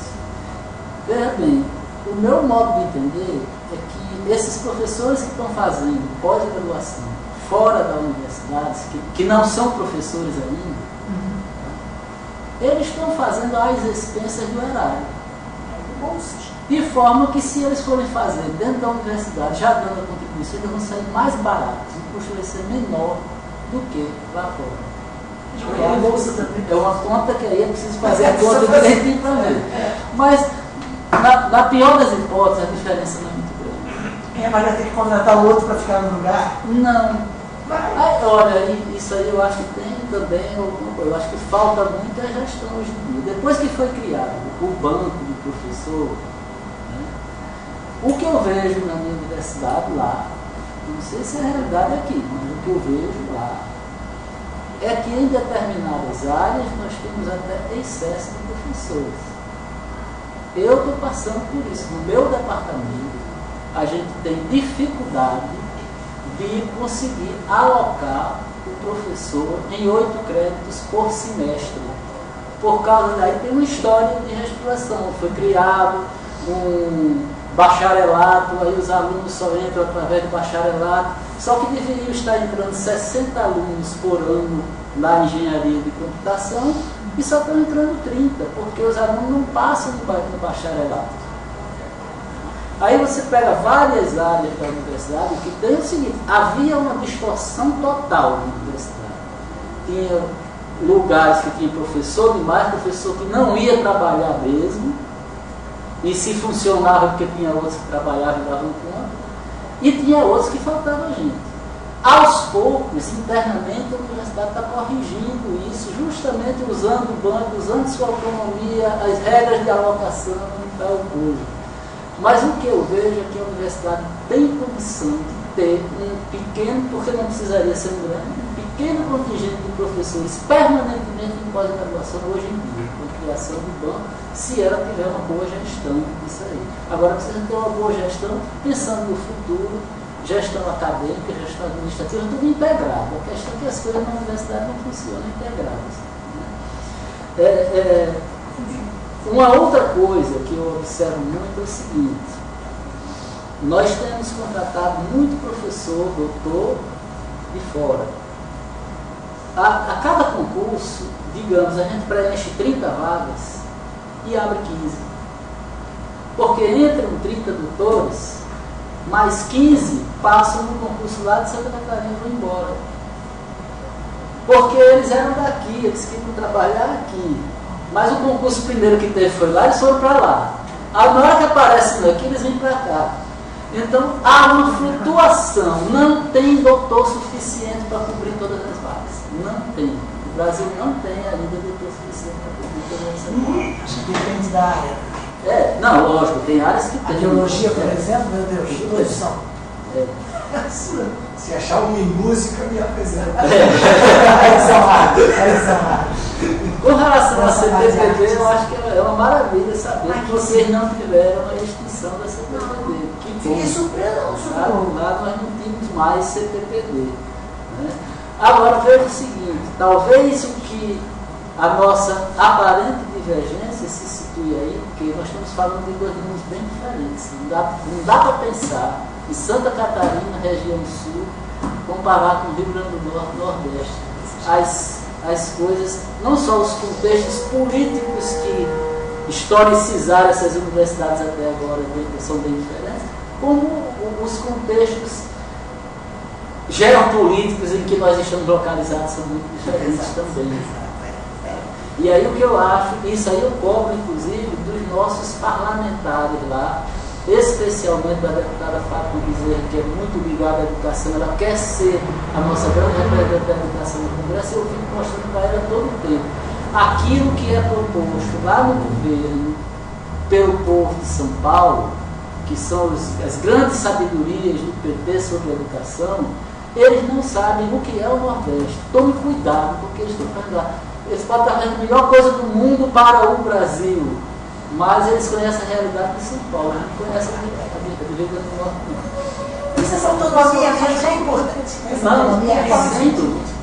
É que eu tenho uma reunião daqui a 10 minutos, eu só queria dizer o seguinte: eu sou da carreira BDD e vim mais uma vez com a expectativa de que essa carreira que existe dentro das universidades não fosse deixada de fora de uma análise, de uma discussão. Mais uma vez eu saio frustrada em relação a isso. A gente não tem encontrado, né, assim, em várias situações, em vários momentos, eu não tenho encontrado interlocução nesse sentido, sobre o diretor também da UFSC, e vim com essa expectativa. Então eu queria deixar essa provocação, porque eu sei que na sua universidade também existe professores da carreira BDD, inclusive nós temos o NBI do Rio Grande do Norte, que é uma referência nacional, assim como o nosso aqui da UFSC, também é uma referência nacional, né, em educação infantil, que tem um trabalho de excelente qualidade, com professores com titulação, a maioria doutores, inclusive, dando aula para a educação infantil, o que para alguns é surpresa, né, e para nós não é nada, não existe nenhuma surpresa nesse sentido. Eu acho que as crianças também são merecedoras desse trabalho da mais alta qualidade. E eu deixaria como provocação aqui que, já que o senhor faz uma análise no sentido da carreira do magistério superior, que também fizesse uma análise da carreira dele, e se possível que buscasse também, né, outras pessoas que pudessem estar fazendo essa análise, e quem sabe trazer para nós, num outro momento, essa discussão que está tão... tem uma lacuna. Nós somos professores, somos também dessa universidade, assim como temos professores da carreira EBTT em diversas universidades do Brasil, e não temos encontrado essa discussão e essa análise acontecendo também da nossa carreira. Infelizmente eu não tenho condição de atender essa expectativa, porque realmente eu me afastei muito das discussões do EBTT. Já tive, durante a década de 90 eu tinha muito domínio sobre a carreira de medicina de grau, mas depois eu me distanciei muito e me afastei. Agora eu conheço gente boa nisso e posso dar sugestões para vocês. Então, assim, para sairmos daqui com uma coisa substancial na mão, quero colocar o seguinte, fazer uma proposta afirmativa, positiva e bem bonita. A professora Elaine é da diretoria da Pulso Sindical. Ela até nem poderia hoje estar aqui, mas insistimos tanto que ela abandonou tudo lá e veio para cá. Então eu gostaria que ela deixasse com o professor Ricardo o telefone, o e-mail, para ela organizar com o professor Ricardo um encontro sobre EBTT aqui na Pulso Sindical, a hora que ela quiser. E nós faremos a mesma coisa, daí pode trazer 2, 3 professores, faremos um encontro nacional, até se necessário for aqui, tá? Feito o desafio. Feito, professora? Já que o professor Ricardo aí abriu a porteira, vamos. Posso lhe ajudar. Comigo, de corpo presente, não, porque se eu vier para fazer turismo. Mas para ajudar, eu posso lhe ajudar. As pessoas que possam nos Conheço ajudar gente nessa que análise, pode. nos incluir nessa discussão. Sim. Mas, professora Elaine, já deixa o telefone e e-mail. Tá aí. Isso, já anota, já deixa ali, a gente deixar configurado isso aí, e o desafio posto. Fazermos um encontro nacional aqui para discutirmos questões de EBTT, sobre a égide da Pulso Sindical. Está Feito? Professor, posso fazer mais uma pergunta? Eu sou puxada, estou perguntando. É que o senhor pegou esse tempo também, né? Foi quando? Em 78? Né, que você falou? 78, fora 3 anos que eu tenho de escola técnica. Eu tá. sou um sistema desde 75. Exatamente a mesma coisa. Eu entrei em 75. Eu já fui a BTT em 75. suas origens. Esse titular livre que o senhor colocou ali, seria mais ou menos como o antigo livre docente? Não lembra um pouco o livre docente? Ele é como era o titular até o ano passado. É a pessoa que vai entrar nos concursos. Não, é porque a pessoa de fora é um concurso aberto, não é? Mas o de dentro pode concorrer também. Hã? O de dentro pode concorrer. Nós temos as duas Pode coisas, ser né? uma forma de aceleração da Nós progressão. temos dois, então, né? Tem o titular normal, seria esse da carreira, e tem isso. E lembra um pouco o livro docente. E quando nós fizemos aqui há muitos anos, eu ainda naquele tempo era aluno, tá? O livro docente, vieram vários professores do Rio fazer aqui. Porque a Federal do Rio não aceitou. Houve um momento que foi política, isso aí. Né? Eu fiz mestrado em Itajubá, em 1979 e 80. Todos os meus professores eram livres docentes. Exatamente. Muitos vieram fazer aqui. Muitos vieram fazer aqui. E muitos grandes professores até. Do Rio de Janeiro.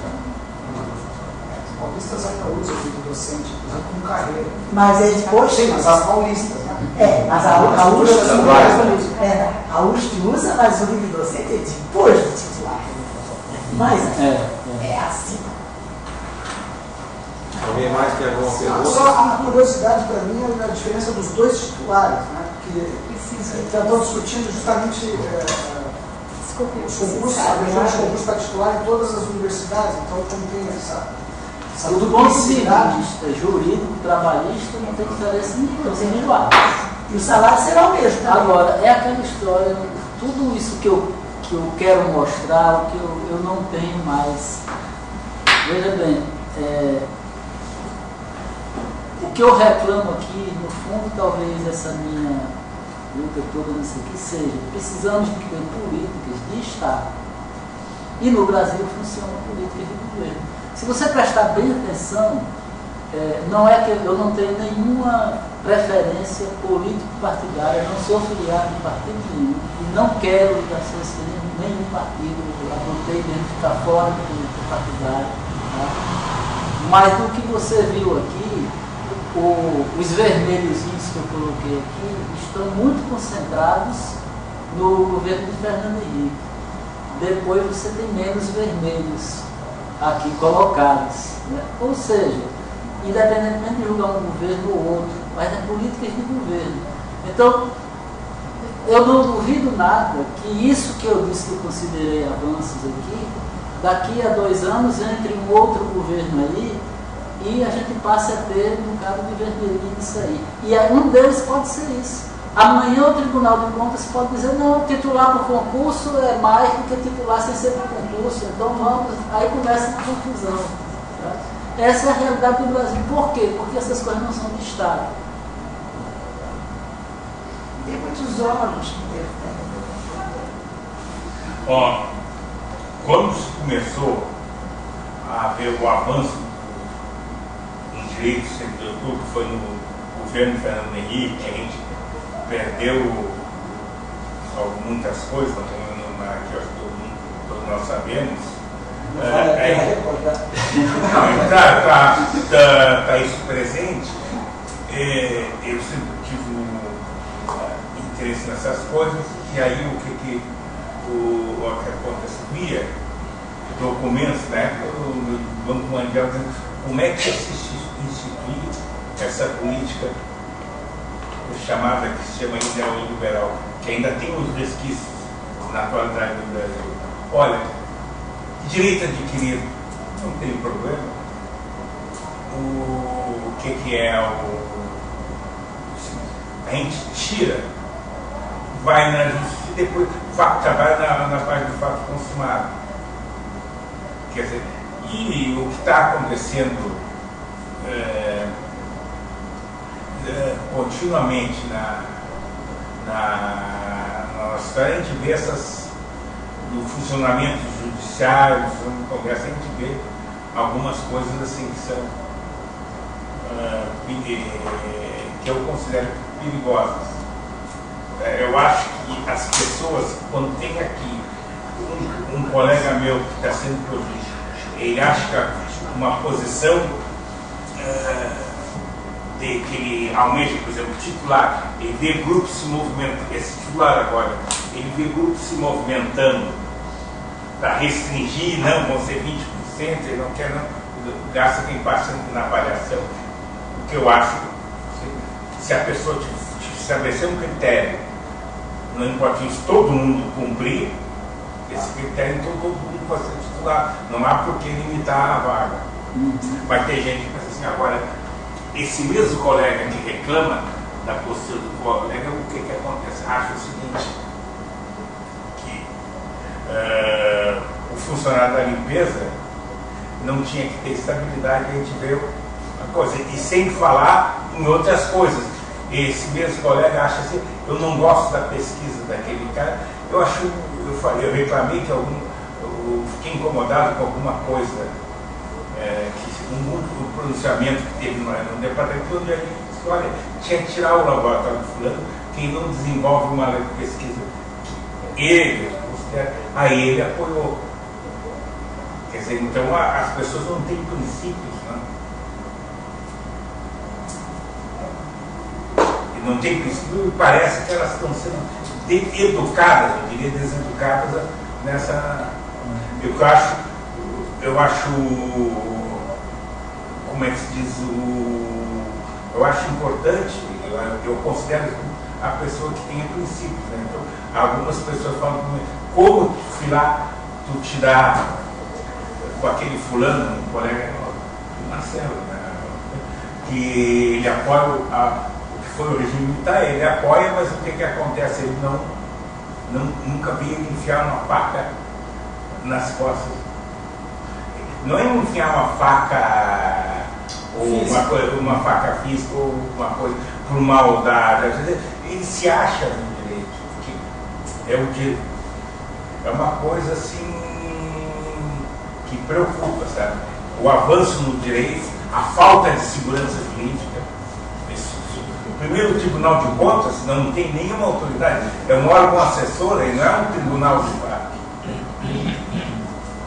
Porque ele pode determinar uma coisa, se recorrer ao judiciário, só isso que o Tribunal de Contas pede ou. Então nós vivemos uma época de muita insegurança jurídica que não é, e só para repetindo, né, que também parece que uma concepção de mundo muito centrada em si mesmo, de cada um é um ato. O que acontece, independente de o que acontece, a gente não consegue. Aqui tem grande dificuldade para aumentar, para fazer com que os novos professores se associem aos sindicatos.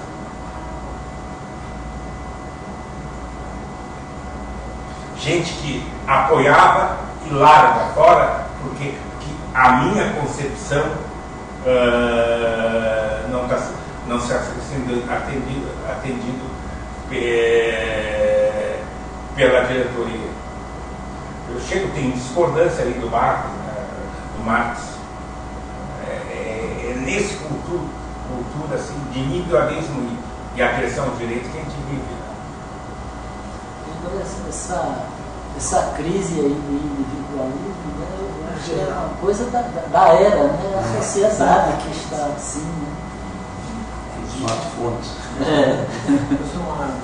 O professor Milman levantou uma questão interessante, porque os professores antigos têm uma noção social no sentido assim de utilidade, ou seja, ele participa do sindicato porque é útil para ele, mas para o todo. Então, se ele participa do sindicato, ele reconhece que a participação dele aumenta a unidade e a força do grupo. Agora, os professores novos aqui não têm essa mentalidade. Não sei, pelo menos eu ainda não consegui localizar isso aí. E eu pergunto então, e como é que é lá na universidade do professor Ricardo? Mesma coisa. Mesma coisa. Mesma coisa? Já respondeu por mim. É a mesma coisa, eu conheço, tenho amigos que são lá da universidade. Mas então, aumenta a provocação. Conversando com outros professores, inclusive os novos, eu observo que eles gostam da política sindical, mas não se sentem motivados ou encorajados a dela participar, nem para modificar e nem para discutir as questões próprias deles. Assim também é lá? Olha, Márcio, eu não sei, um dia desse eu provoquei esse assunto com os colegas de ciências sociais e levei muita cacetada porque eles não concordaram com a minha opinião. Mas eu acho que o mundo hoje ele está extremamente acelerado pela velocidade da informação. É internet, telefone, de todas as formas possíveis. Você, antes de dizer uma coisa, as pessoas já estão sabendo o que você disse. Então isso está levando as pessoas a não ter, ir para um espaço coletivo, falar sobre alguma coisa é uma perda de tempo, porque você pode pegar aquela informação em 5 minutos, uma síntese daquilo no YouTube, no não sei o que lá, e vai perder seu tempo com aquilo, né? E depois você chega lá e começa uma discussão sem fim, que um camarada concorda de um jeito, outro não concorda do outro, e por uma besteira fica aquela discussão, aí o cara cansa e não sei o quê. Mudou a cultura. Eu acho que a tecnologia está tendo um conflito com esse sentido mais coletivo do debate da construção coletiva. Acho que isso chega um dia, essas coisas são cíclicas, né? Vai chegar um dia que a gente vai se reencontrar de novo. Mas por enquanto a gente está naquela fase de que o coletivo está perdendo para a tecnologia totalmente. Onde é que foi a divergência com o pessoal? O senhor quase apanhou lá, que houve a discussão, que eles não concordaram com o que você colocou. A possibilidade de entrar na universidade como graduado. Ah, sei. Quase que me matam. Entendi. Eles todos devem ter. Todos se tratar. Eles vêm de outro mundo. Né? É diferente que quando eu entrei como graduado, eu passei pelo mestrado, passei não sei o quê. Entendi. E eu acho que isso foi saudável. Eu acho que... Eu, assim como muitos colegas, porque na época era uma massa muito grande de professores colaboradores, porque foi uma fase que a universidade cresceu muito, naquele final da década de 70 e início da década de 80. Então tinha um certo conjunto. A gente entrou visando uma determinada profissão. A gente quer ter a área de energia aqui, vamos evoluir a área de energia, então fulano tem que fazer mestrado nisso, fulano naquilo, vai para a Unicamp, vai para Itajubá, vai passando, vários vieram para cá, para Santa Catarina, não sei o quê, teve gente de então tinha um sentido de construção e era coletivo isso aí. Por mais que na hora da reunião do departamento a gente briga, mas há e hoje não existe isso. Mas, professor, o senhor acha que começando como digamos assim, como graduado, isso vai acontecer? Não, se não vai começar, não. Porque é isso que eu digo. Tem que haver uma política acadêmica, de gestão, administrativa, integrada, para que a universidade se pense. O que é que eu quero ser daqui a 20 anos? E aí cada um se encaixa dentro desse projeto. Você tem que contratar pessoas para encaixar nisso. Lamentavelmente, nesse vértice aí, esse mundo de hoje não está permitindo ter isso, mas quem sabe a gente vai avançar para isso. Nesse vértice aí entra a questão do perdão, desculpa, professor. Eu me permito uma discordância. Não sei se a tecnologia atrapalha. Eu acho muito mais uma decisão pessoal de participar ou não. O que acontece? Se eu viesse, hoje esse semana essa cirurgia, mas se eu viesse, vou ir para uma conferência, você anunciou você, eu quero saber se chego aqui e posso chegar aqui conhecendo quem é você, alguma coisa que você produziu sobre esse tema aqui, isso tornar a coisa muito mais rigorosa, ou permite que a gente tenha algum contato na universidade, uma universidade como a nossa, e num sindicato como o nosso, que tem uma abrangência estadual, a possibilidade de a gente se comunicar, não abdicando das pessoal. Olha, veja bem, vai dizer isso para meu filho de 13 anos que nasceu com um celular na mão e a internet e tudo. Mas isso o que é? É outro, tem uma coisa que não é só tecnologia em si, é como se ela é usada. Como ela é usada. Quer dizer, eu acho que a gente está numa fase que não adianta você, se você quiser, dentro da sua casa, com seu filho, você diz, não, meu filho, eu vou criar ele do jeito antigo que eu não quero que ele se vicie desse jeito. Ele chega na escola e vão deturpar ele, vai ser um revoltado dentro da sua casa. Não é uma questão, de novo, não é uma questão de uma pessoa, de uma família. É do, por exemplo, nós aqui, num grupo sindicato, a gente tomar certas decisões. Eu acho que a gente está vivendo novos tempos, né? E existem algumas coisas que a gente não consegue entender. Até porque cada dia é novo de novo. Essa questão da tecnologia, né, isso é uma grande realidade. Quer dizer, o pessoal hoje, antigamente, quem protestava, quem fazia alguma coisa, ia nas ruas, né? O pessoal da esquerda ia para a rua, vamos manifestar. Né? Hoje em dia, quando eu discordo de alguma coisa, eu vou no Facebook, né? O cara, contra fulano, quem gostou curte. Quer dizer, só que aquilo não sai daquilo. Eu acho que a tecnologia melhorou por um lado, mas ela não deu sequência. Nós estamos nessa fase hoje. Olha, eu não participo do Manteira, Facebook. ela tem não um participo lado, do Orkut, o lado dela é mais positivo, porque por mais que a gente ache ruim, mas ela é inclusiva. Exato. Aí você quer que eu lhe diga uma coisa? Foi um ponto que deu uma briga com os sociólogos lá, que eu disse, olha, tem muito professor nesta universidade hoje que se fosse há 15 anos atrás, não entrava na universidade. Por quê? Para você fazer uma prova para professor, um concurso, você tinha que pensar de outro jeito, que escrever de outro jeito, que a prova era de outro jeito completamente diferente. Você tinha que elaborar muita coisa. Hoje não, você tem que preencher formulários e não sei o que, é tudo na base de você saber. Já eu, se eu fosse fazer concurso para a universidade hoje, talvez não passasse. Porque eu me dou muito mal com essa história de entrar na internet e ficar clica aqui, clica ali, não sei o quê. Eu não entendo nunca a língua. Diz assim, se for não sei o quê, diga sim. Aí eu digo sim. Aí, não, era para você ter dito não. Eu só faço tudo errado. Eu tive. Quando ele pergunta, Ricardo, dá um exemplo que eu acho que tu entendeu, o diretor talvez vai entender. Né? Eu fui apresentar e apresentei um projeto para a FAPESP para elaborar peças de demonstração para apoio da aula. Né? Um motorzinho elétrico simples, a pessoa vê, ele fala, coisas assim. Né? Aí o que que Sou fã acontece? de Faraday, eu sou Que? Faraday, eu sou fã dele. Ele é o homem que inverteu, que mudou a história. Antes dele e depois dele. Ele depois, e o Márcio. Mas o que aconteceu?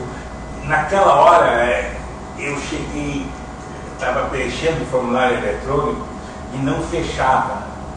Eu tinha que dividir o financiamento da Bolsa para o aluno em 24 parcelas e não conseguia. Daí o que eu botei? Botei um número que estava assim, parcela 13, passou parcela 22, 23, 24 e ele aceitou. Não digo como, aí eu ganhei. Ao mesmo tempo, assim contava uma coisa que eu tinha pedido uma divisão de verba e recebi o quê? 15 mil reais dos 35 para material eletrônico, quer dizer, peças, né? O que está preso e não me permite comprar um osciloscópio, que seria interessante, porque as normas. Se me permite, não querendo abusar, mas se me for permitido, gostaria de estar encerrando, abrir a possibilidade de hoje encerrar a palestra. E antes disso, queria fazer uma colocação que é a seguinte: de tudo que eu tenho escutado e lido das universidades, o que mais me chama a atenção no tocante ao momento contemporâneo, esse momento histórico que vivemos, é a questão de políticas, como o senhor muito bem colocou, de Estado e de governo. Parece que as administrações públicas hoje perderam a noção do que é ser um reitor, um ministro, um presidente da República, um parlamentar. Não sabe distinguir a mão direita da esquerda, eles não sabem o que é questão de Estado e o que é questão de governo. E daí, essa questão que ela beira ao pessoal e ao político partidário. Isso nós sentimos aqui na carne. Isso é muito mal, é pernicioso, porque você começa a verificar de que as coisas caminham para grupos. Então, é com muita tristeza que eu vejo isso, e eu concordo plenamente com o professor Ricardo quando ele destaca na colocação dele de que é preciso recuperar a questão da utilidade, partindo para a distinção, o que é público de Estado, o que é público de governo. Eu vou ficaria bom. Eu vou falar uma. Eu acho que nem precisa dizer nada para fechar, você fechou. Eu vou dizer uma Você coisa. convidado, Eu quero fazer uma pergunta sobre política de Estado. Alguém já se lembra? Eu ouvi falar de um senhor chamado Gustavo Capanema? Já ouviu falar. Muita gente, muitos dos meus colegas ilustrados aí não sabem. A importância desse cidadão para a educação, como administrador, teve amigos, como administrador da coisa pública, como incentivador da cultura. Foi ministro da Educação, né? Podemos E, no entanto, esse foi a via política do Estado. E é uma das coisas que ele colocou até então onde funcionava. Exato. E tu fala, alguns dos grandes pessoas aí que estão cuspindo fogo aí nas listas, ou do outro lado, não sabem quem é o Gustavo Capanema. Pessoal, então a gente queria agradecer a participação de todos nesse rico debate. Estamos aqui há mais de 2 horas. Desabafo, né? E o pessoal da internet também que acompanhou. E nós queremos agradecer ao professor Ricardo pela bela explanação, pela discussão. E queremos que ele venha mais vezes, aqui participar das discussões aqui da CUT Sindical. Muito obrigado, um grande abraço. Eu que agradeço. Extremamente honrado. Obrigada. Obrigado.